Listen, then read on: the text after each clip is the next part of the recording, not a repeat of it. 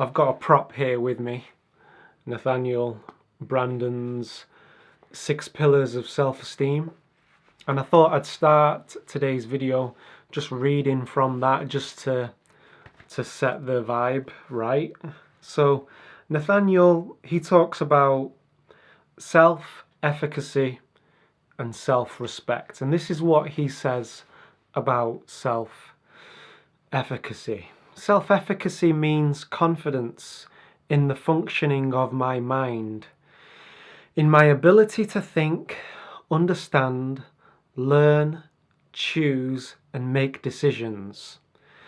Confidence in my ability to understand the facts of reality that fall within the sphere of my interests and needs. Self-trust, self-reliance. There's a lot in that.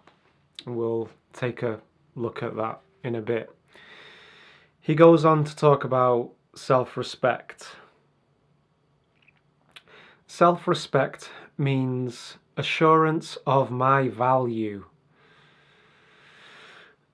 an affirmative attitude toward my right to live and to be happy.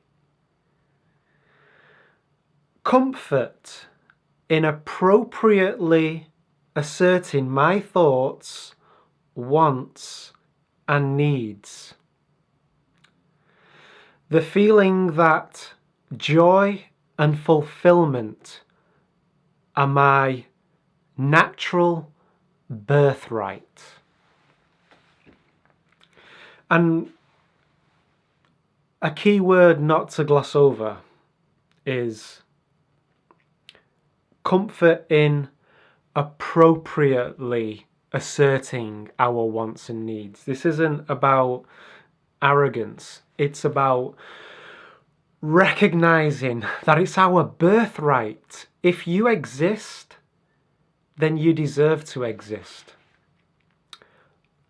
And if you deserve to exist, then you deserve to exist fully. You deserve to exist fully as who you are.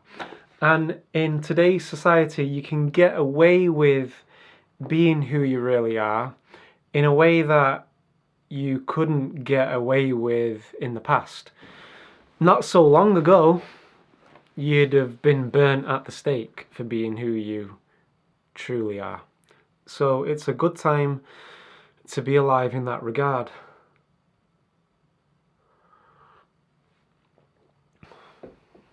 So it's not that you lack power.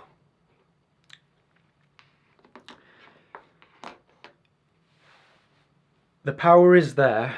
How are we going to uncover that power? It's a case of peeling away of what we're not to get to who we truly are. Now, in speaking in terms of who we truly are, who you truly are, that may mean what you envision for yourself in terms of your health, in terms of your environment, where you live, your surroundings, in terms of your career.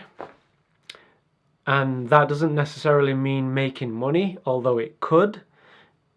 It doesn't necessarily mean abundance, but it could mean that. It could just mean a feeling of competency, a feeling of contributing, of excitement, working with new people and helping them to grow whilst growing yourself and sharing in that. So whatever it is for you, it could be an interest of yours, learning something, a musical instrument, a subject, whatever it is for you.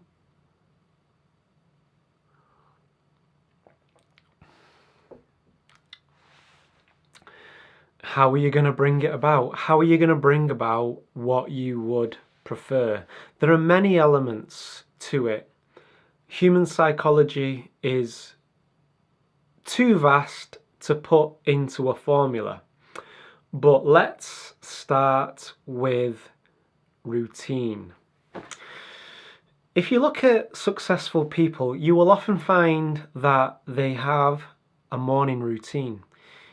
You'll often find that they wake up early, some earlier than others, but generally they tend to wake up early and they have a routine to their morning. There is a structure there. And that's a very powerful thing. And what helps is the reason I call it routine is it doesn't help to call it a disciplined, strict schedule. You shouldn't have to fight and struggle to be yourself.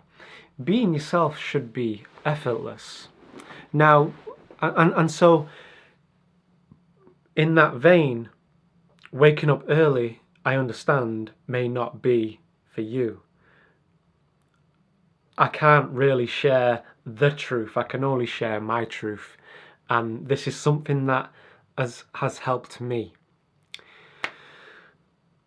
2 hours in the morning is worth 4 hours in the evening. That's what they say, because in the morning, no one's phoning you.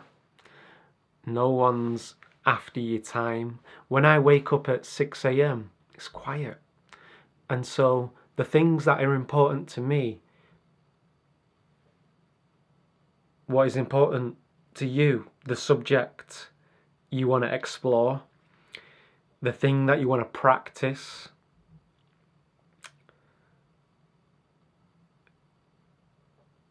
do you find that when you wake up late that it doesn't get done?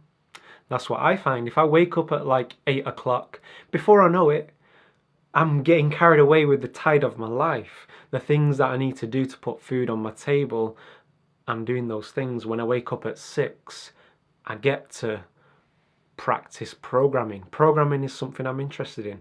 What are you interested in? And how would your life change if you dedicated an hour to that every morning?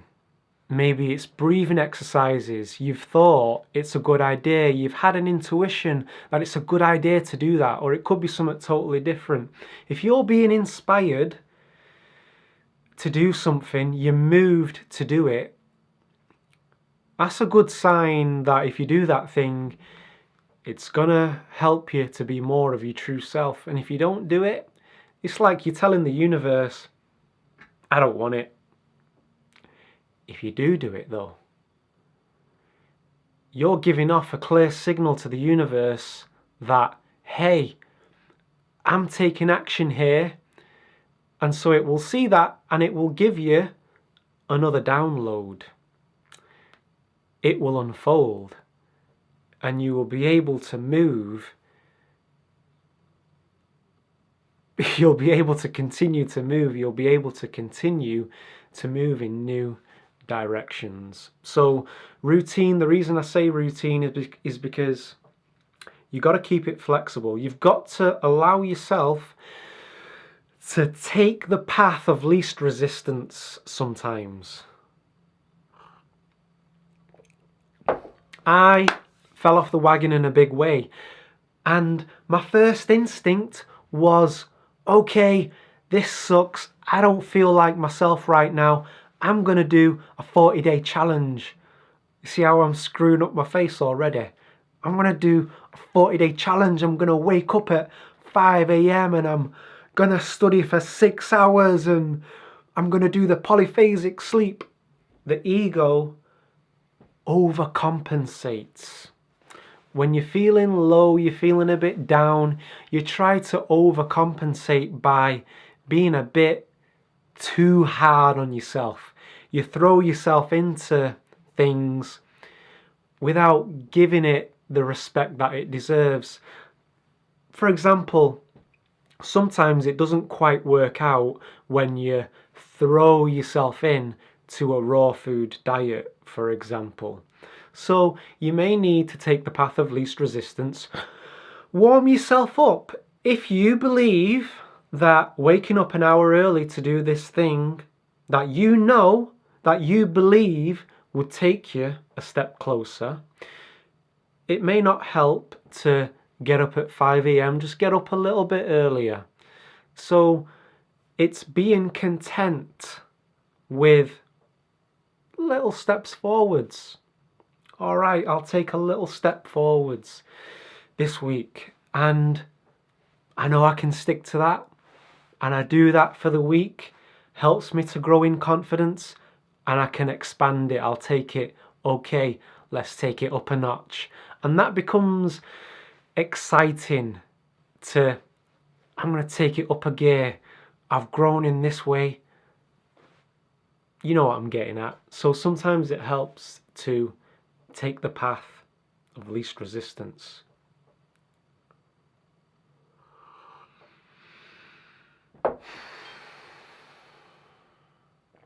There's a number of things I want to talk about. The next thing is making decisions. Now, some of us may be experiencing people from the past asking us to meet up. Maybe it's an ex-partner from the past wants you to meet up. It could be a different decision entirely, but I've learned that when I make a decision and I'm compelled to make that decision, I'm compelled to move in that direction, and there's nothing that can keep me from moving in that direction, I find that when I'm making the decision from that place, I have fun along the way. I may engage it and find it wasn't for me, but if I make the decision from that place, I have fun along the way. But when I make the decision and I'm not 100% certain about it, and I'm making the decision because it's the right thing to do, I find that I don't have fun along the way, and it's a shaky experience. So I've brought it back to doing things on my own terms, doing things when I'm ready to do them. And people will say, you need to take risks in life. You can't do things only when you're 100% certain. And there is something to be said for that, but they're wrong. And that's my truth. And I'll leave it for you to decide whether that can be true for you. So things are on my time when I'm ready, and that's helped me to begin to grow in the way that I feel I need to grow. And sometimes that means being a little less social. And you know, it's a very challenging time right now because we've got Facebook, we've got YouTube, Google Plus, we're connecting in ways we've never connected before. It wasn't long ago when you may only know 10 people, you know, a few people at the local supermarket, a few work colleagues. Now we're connecting with people from the other side of the planet. It's very easy for people to get a hold of us. And one of the reasons I've not been making so many videos is because I felt overwhelmed by it all, and I had to take a step back. So don't feel no way if you feel that you need to do that. Do things in your own time.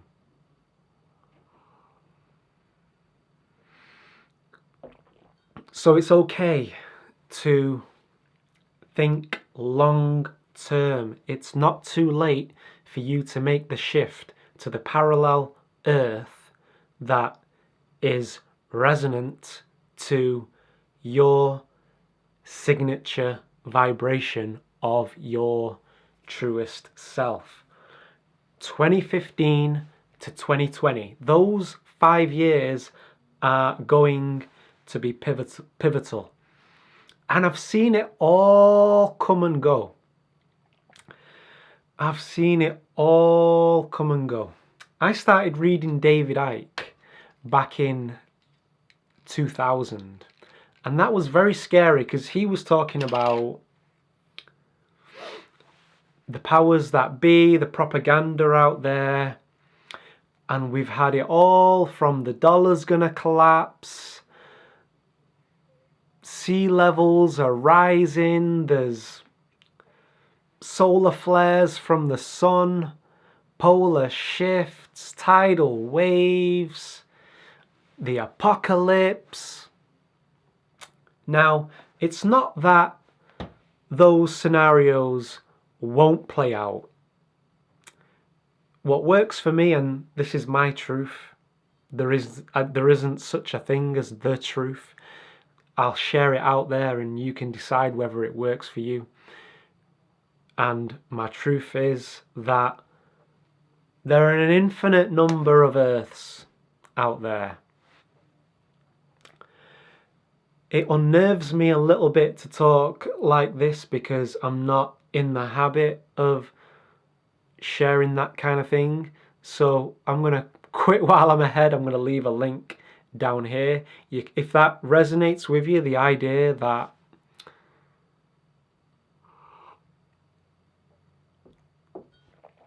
all realities exists, if it works for you, click that link and you can check out more about that. So these next 5 years are pivotal. Take a long-term approach if it works for you. Maybe you might want to spend a year getting your health sorted, and then after that you might want to spend a year getting out there a bit more. You might want to start, maybe you might want to leave the work that you're doing. So what I'm getting at is, take your time. You're infinite. What's the rush? Take your time.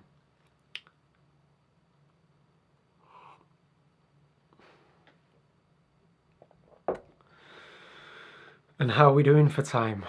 What are we on? Okay, so I'm going to leave you with this. I came across cold showers, and I came across it because it's meant to be good for your hair and good for your skin, but I've actually started taking cold showers because it helps me to, it's a real challenge. You don't want to take a cold shower. When you go to do it, you're not going to want to do it. But the whole idea is you break through those voices that don't want you to do it. And I had the experience of thermogenesis. It's when you get warm from the inside out. And there's a moment where it's like Neo in the Matrix, where the agents are shooting the bullets and Neo goes, no. And the bullets just stop. What happened in the shower is I just became calm. And you see, there's been a lot been said about cold showers, and you're not doing the cold shower, there's all this stuff about, oh, don't be a wuss, take a cold shower. It's not about being a wuss or about being a man. We're all powerful. It's just you can use the cold shower to uncover how powerful you are, because before you take it you think that you can't, and then you get to the other side of it and it's like, I'm okay, I can survive this. You uncover that you can do things, and that's what this is all about. I can do this.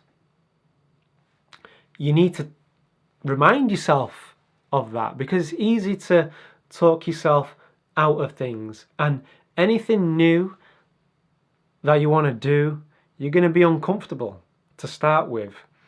So I use cold showers to to break through that voice that doesn't want me to do it, and I feel like I've achieved something afterwards. So it's been working for me. I'm going to leave it there. I do want to make more of these videos and be more light-hearted and candid and share a little bit more of myself. I'm running out of time. I can only take 20 minutes on this camera.